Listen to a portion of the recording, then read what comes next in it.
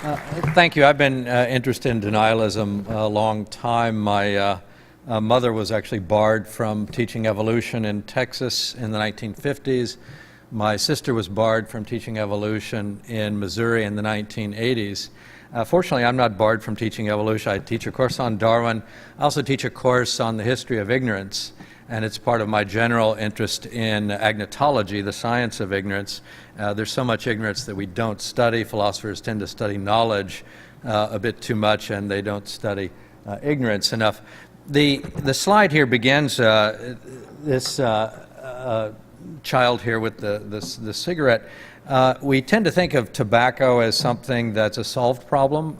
It's still the world's leading cause of death. There are 400,000 babies born every year to women who smoke throughout their pregnancy.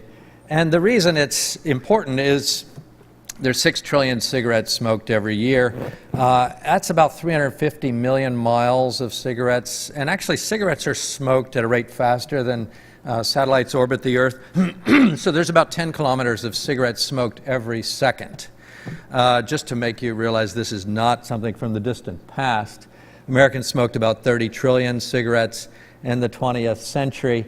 And as a cause of death, it's kind of very easy math because there's basically one death for every million cigarettes smoked. So you divide and you can get how many people die. And so there's been about 30 million deaths in the United States from tobacco just in the 20th century. And that's far more than all wars and everything put together. So how did we get into that situation? Here's just a little more detail about the rise in the consumption of cigarettes from essentially zero, only a couple billion in 1900, to a peak in 1982 of 630 billion cigarettes. That's just for the United States.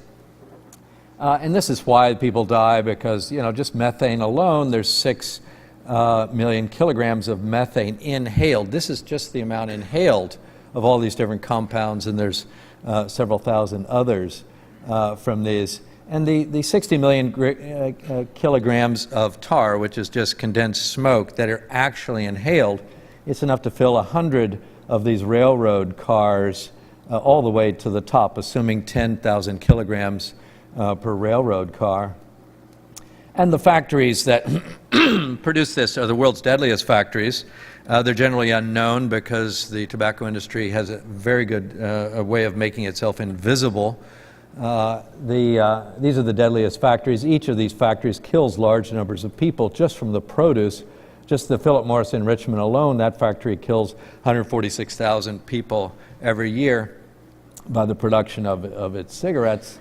And part of the reason it's able to do this is because of mass mechanization of the process of making. Just in the United States, the 280 billion cigarettes that are smoked every year, if they were made by 1880 technology, would require a labor force of over 3 million. These machines are very fast. These are the deadliest machines in the history of human civilization. The Howney machine alone, this one can produce over 20,000 cigarettes per minute. And as a result, you get this large increase in the number of cigarettes smoked just in the United States, peaking in the 80s at 630 billion cigarettes smoked. And with that, the growth of massive lung cancer, by far the leading cause of United States cancer death now, when it used to be a trivial, in fact, an unknown disease prior to the 20th century. The key peaks are the 64 adult per capita peak, the total per capita consumption peak, because kids start smoking more and more, is 77, the total consumption peak, which is the most important, in 82. And the peak mortality from smoking is now, actually, given the 30-year time delay between smoking rates and actual disease. So there are about 500,000 deaths from smoking every year just in the United States. Tobacco is about 10 times as deadly as it was 100 years ago, mainly because of the shift to cigarettes. Cigarettes about twice as deadly per gram as 100 years ago, mainly because of the promotion of more intense smoking and the making of cigarettes ever lighter weight.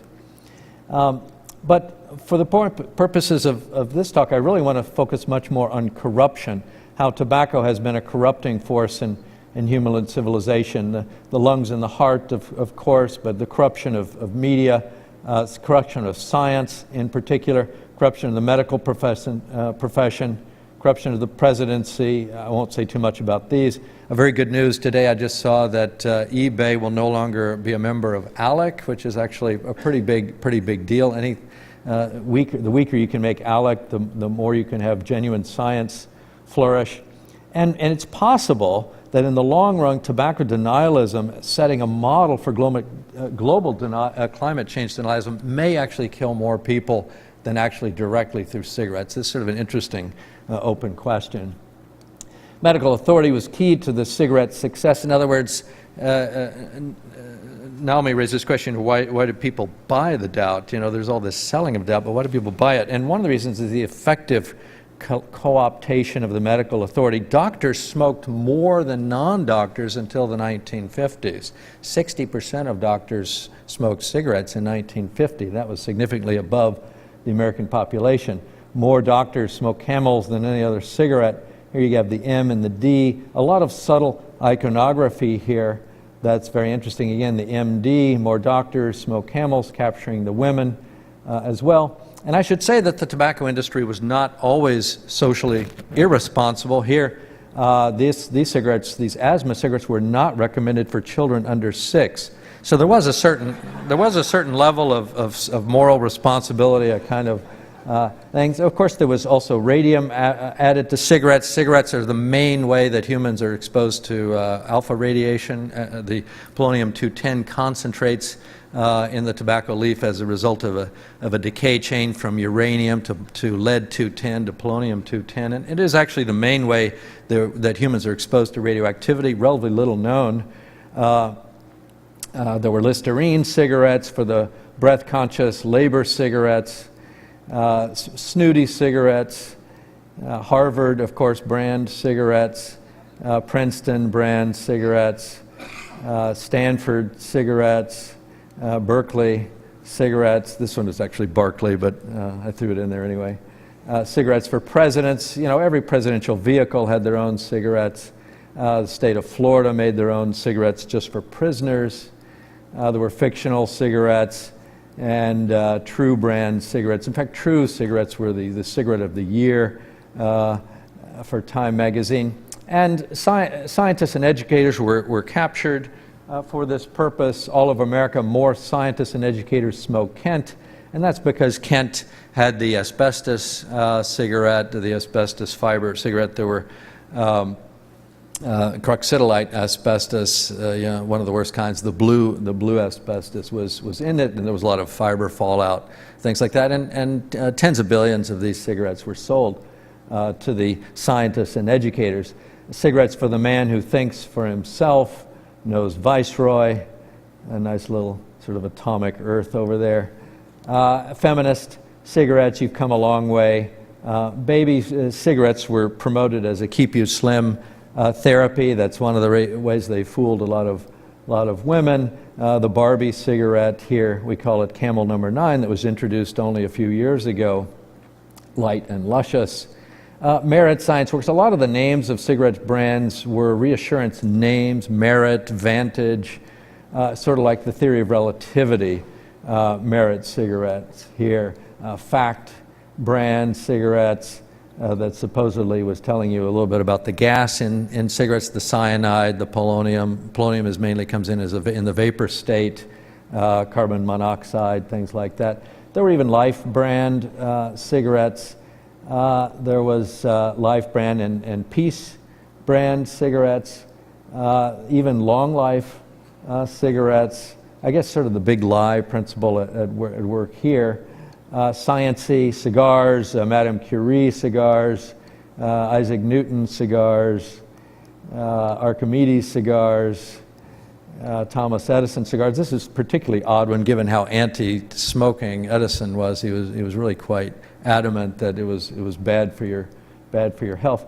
But there was this effort to capture scientific authority in the name of cigarettes, that scientific tests will prove a particular brand is mild. Lots of science-y filters, 20,000 filters in every viceroy trap, even though we know from the tobacco industry secret documents that they recognize filtration as what was called a thermodynamic impossibility. The filters of cigarettes don't make any difference whatsoever.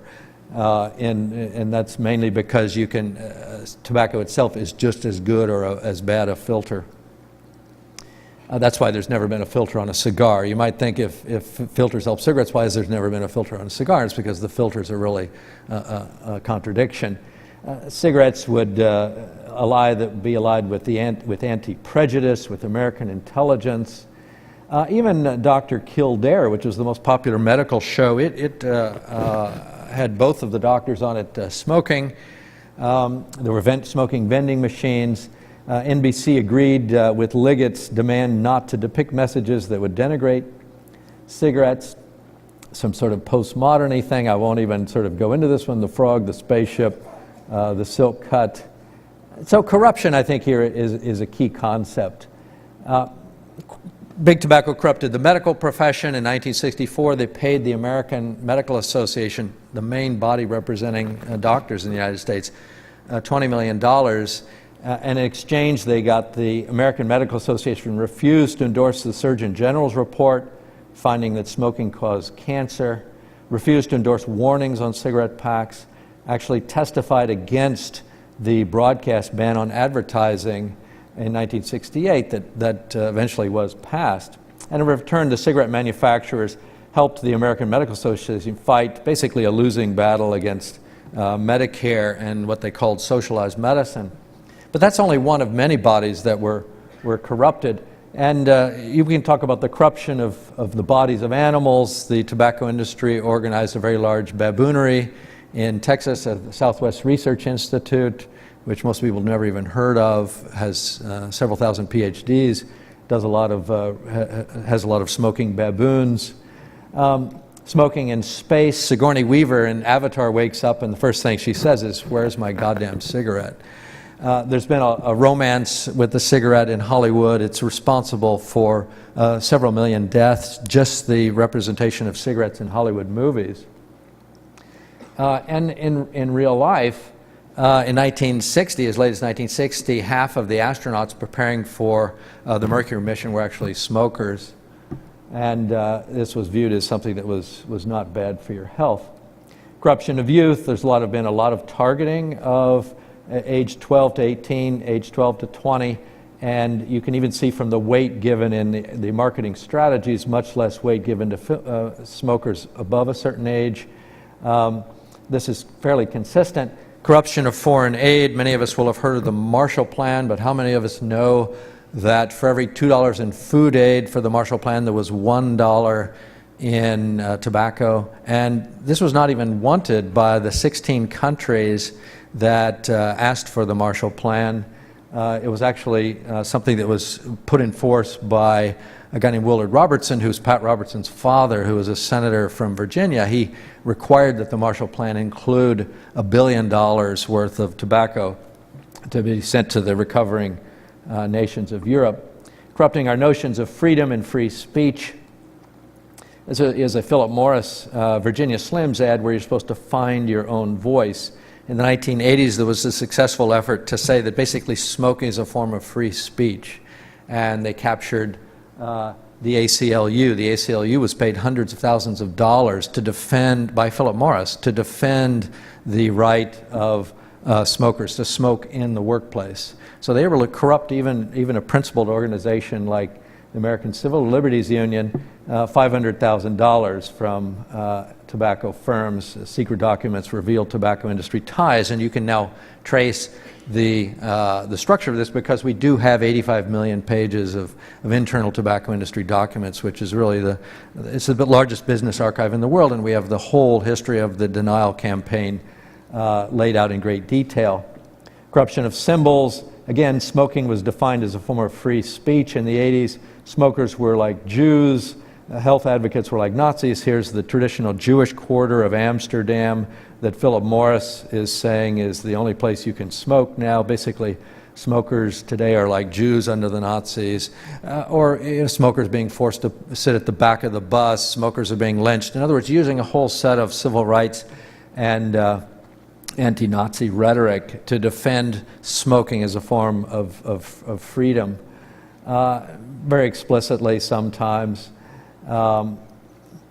Corruption of language. The tobacco industry has had lots of code words, and it's very important to understand these words. And they even invented expressions like young adult smokers as a replacement. Instead of talking about young smokers, they were instructed with a specific memo in 1975, a secret document saying never say young smokers, only say young adult smokers. And that actually entered the language. So if you do an engram of the use of that expression in English, young adult smokers, it skyrockets right after the tobacco industry's secret memo saying only say young adult smokers. And this language has infected even public health personnel. We were talking about language like hiatus and things like this, but there are much of our language connected with smoking is tainted by tobacco industry corruption. A lot of expressions they'll use, we need more research. This was very effectively used to say, we need more research, meaning it's too early to say that smoking really causes cancer. We need to research it. There's a secret document from Imperial Tobacco that says, ideally, research will go on forever and ever. It will go on and on and on and on and on. In other words, even research, the need for research, captured essentially to mean we don't want to have any policy yet. Research as the opposite of policy. No proof that the evidence is merely statistical or it's from computer-generated models. If you look up this expression, there's over 10,000 uses of this expression in the industry's secret documents, that mice are not men and therefore animal experiments have no bearing on whether cigarettes cause cancer, that we should keep an open mind. They were very effective at capturing liberal rhetorics of openness. We need to keep an open mind, not close it to the myth of smoking causing cancer. We shouldn't rush to judgment. The rhetoric of caution, we must be cautious. We don't want to exclude other options. They paid actually authors to attack the American Cancer Society and other health groups, to say these were advocacy groups that were biased, and as opposed to being in the calm reserve of objective research. A personal choice rhetoric. They actually invented a lot of personal choice rhetoric. In the 1950s, the assumption was if cigarettes cause cancer, they will be banned. 5 different butter yellows were banned on much less evidence. The brilliance of the industry was to create a situation where now it's the world's leading cause of death, and people say, oh, personal choice, no big deal. Legal product, the dangers of regulation, the dangers of big government, these were careful efforts to create these ideologies. The leading tobacco firms even today have departments of product integrity, product stewardship, things like that, even though the products they make are no less dangerous. Even the rhetoric of cessation. Whenever you see people talk about cessation, it always means the smoker should stop. It's never the industry should stop making it. We live in a world of radical tobacco exceptionalism where all the rules of regulation and other things are exempt from them. They were essentially barred from all regulation. In Consumer Product Safety Commission, you could regulate the flammability of children's pajamas, but you couldn't regulate cigarettes. You could regulate the explosive nature of cigarette lighters, but you couldn't regulate the cigarettes that were far more deadly. Issues, even the word issues. An issue doesn't require an action. They love to, even a word as simple as issue, they'll talk about a smoking and health issue. It's sort of out there. It's not a problem. It needs a solution. It's just something that you sort of have in the world and don't have to deal with. Corruption of humor. O'Reilly's doing life for killing a guard. I've got 20 for a heist. And Rossetti here, 12 years for smoking in an elevator. So in the 1980s and 90s, there was a huge effort to get humor to say how stupid it was to have indoor smoking rules. Naomi mentioned doubt is our product. There are many expressions of this in the tobacco industry, but also the corruption of how we think. Just give me a pack of what other guys in marketing are targeting for jerks like me. It's really true. The tobacco industry in their own documents says people will think about cigarettes whatever we tell them because we have that much media influence. Tobacco industry launched the world's deadliest conspiracy on December 14th and 15th, 1953, and support for science was a key aspect of that conspiracy. That's very important to appreciate. The Frank Statement was the Magna Carta of this. They ended up funding hundreds of millions of dollars of basic biochemistry, basic immunology, basic genetics, basic viral research. And as a result of this, we're essentially able to distract from smoking as a cause of cancer, really pushing what they call alternative causes, hormonal causes of cancer, radon as a cause of cancer, viruses as a cause of cancer. Massive support for this, and very often good science. Stanley Prusiner wins the Nobel Prize for discovering prions. All of his research was funded by R.J. Reynolds as part of their small virus research program to distract attention from cigarettes, put it onto viruses, put it onto something even like prions. Used a third-party strategy, funding scientists to carry their water for them, funding hundreds or even thousands of scientists to say that smoking was not bad for you. Sent newsletters to every doctor like this one, Tobacco and Health Reports, that nicotine effect is like exercise, or that lung cancer is rare in bald men, or that March births, lung cancer are linked. In other words, if you're born in March, your mother was pregnant in those cold winter months when she wasn't eating fruits and vegetables, so that led you to have a predisposition to get lung cancer. And this was sent to every doctor in the country. Lung specialist cites 28 reasons for doubting cigarette cancer link. And the Council for Tobacco Research, one of the 12 or so chief arms of the conspiracy, several of which were absolutely devoted to funding science, they turned science into an instrument of conspiracy. And this looks like a nice, peer-reviewed thing, and it is. It's perfectly good science for what it is, but it's funded by the industry to distract from the hazards of smoking. It's like a giant misdirection magic trick. Look over here, don't look over here. And they effectively pushed the entire research apparatus of cancer into the virus area, into the genetics area, into the genomics area, and trivialized the whole smoking link, even though smoking is by far the most important cause of cancer. They even invited heads of research from the tobacco companies into the planning meetings to plan Nixon's war on cancer. When Nixon launched the war on cancer in 1971, tobacco industry was invited in, and that's one of the reasons this multi-billion program of Nixon ignored the role of tobacco. In other words, the gorilla in the room. Just more examples. 7,000 plus peer-reviewed articles. And in other words, it's important to distinguish micro from macro bias. This Council for Tobacco Research was not biased, in in the individual studies. It was biased in the assemblage. That's why it's important to look at the macro bias of whole giant traditions of science.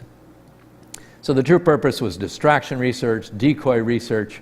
The Council was a front, a shield, a successful defensive operation, and it's by its own terms. The idea was to study the disease, study cancer, but not its cause. Never go upstream, versus what I think we really need to do in general is study the causes of causes. If CO2 and methane cause global warming, what causes CO2? Why are those? And then who go upstream? What are the social forces producing these things? Okay, even Harvard may be hazardous to your health. This was a student group attacking Harvard for taking so much money from the tobacco industry. And even Nobel laureates. I've got a list so far of 26 Nobel laureates who've actually taken money from the tobacco industry. And I think it is important to name names. It's a long list of people. In other words, corruption at the highest levels. Now, these are obviously good scientists, but they allowed themselves to be used as instruments in the tobacco industry's conspiracy. This is just a little note. There's even a Nobel brand of cigarettes. Even in my own field, the history of medicine, this is the most important journal of the history of medicine. All of these people were working secretly for the tobacco industry, and others as well. This guy was offered money to work for the industry, even to bill 24 hours a day, to actually bill while he was sleeping. The environmental consequences are enormous. Corruption of the environment, the world's leading cause of forest fires. There's even a global warming impact from the curing, manufacture, transport, from medical treatment. Medical treatment has a massive carbon footprint. The denialist tactics and the think tanks of the Heartland Institute and other organizations, tobacco has funded those organizations as part of this free market fundamentalism that Naomi talked about. So that's one way in which actually getting rid of tobacco can actually help save the planet through this impact on the causes of causes. Just the input-output life cycle assessment of Carnegie Mellon, 47 billion tobacco industry in the U.S. generates 16 million metric tons of CO2 equivalents. This is an area where it's very easy to get rid of something. People aren't going to be smoking cigarettes in 100 years. The faster we get rid of those, that's just one little thing. It's the equivalent of taking 4 million cars off the road immediately, plus all of the other longer-term effects. So there's an enormous carbon footprint just from this useless industry. Smoking is not a recreational drug. Like alcoholics, smokers realize they will always be smokers and can always fall off the wagon. The 64 Surgeon General's report showed that smoking causes disease. The 88 Surgeon General's report showed that it is a disease. Almost all smokers wish they didn't smoke. It's fundamentally different from marijuana and alcohol, which are recreational drugs. The tobacco industry has never admitted any of the most important facts, that never admitted forming a conspiracy, never admitted that millions of people have died from smoking, have never admitted any of the most important facts. And this, again, is their myth that tobacco is a solved problem, no one smokes anymore, and so forth.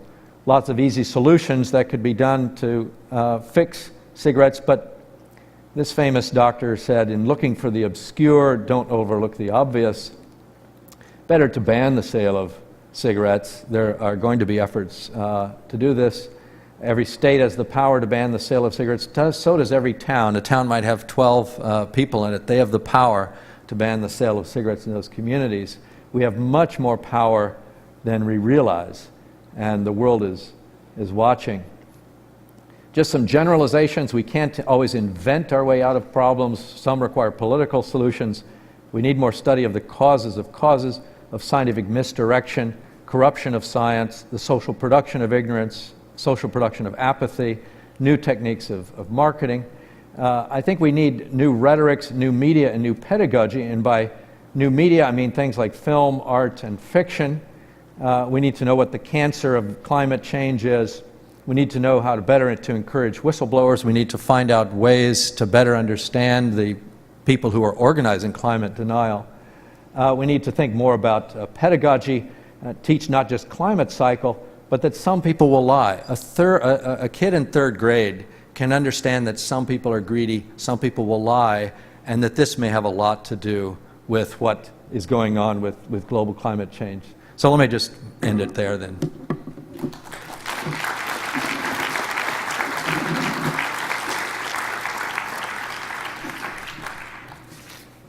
Take one or two questions. Hey, Aaron Hurtis, I'm with the Union of Concerned Scientists. Thank you for that.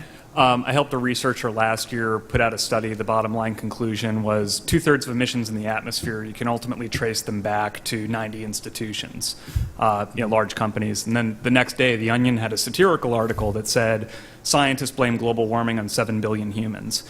So there's this huge disconnect between individual responsibility for climate change and large industrial responsibility for climate change. So when you look at how the tobacco debates have evolved, how did those evolve over time? Was there a flip in policymaker and public perceptions of how we define responsibility around these issues? And are there any lessons that climate researchers can draw from that as they think about how those debates evolve on the work that they do? Talking about the Rick Heed work on the 70 or 80 key organizations that have been responsible for a huge fraction of the climate change gas emission burden. Unfortunately, you can really say the tobacco industry won the war on smoking.